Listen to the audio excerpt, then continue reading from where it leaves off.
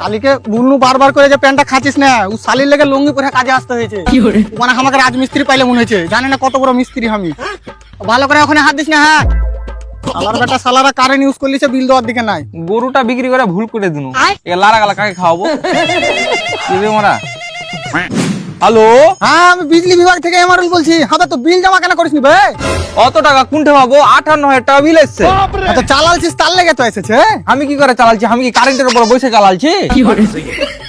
আরে দাদা, তোমার বাড়িতে তো ব্যবহার হয়েছে কারেন্টটা।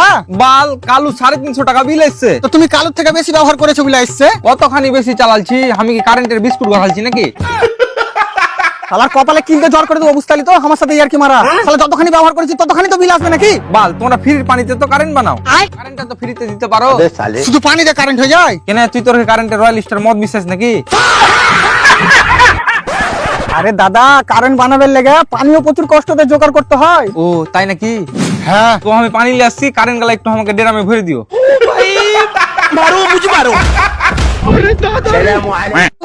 একটু ডেরামে ভরে দিও। কারেন্ট মনে হচ্ছে আমি মিক্সিতে তৈরি করছি বে।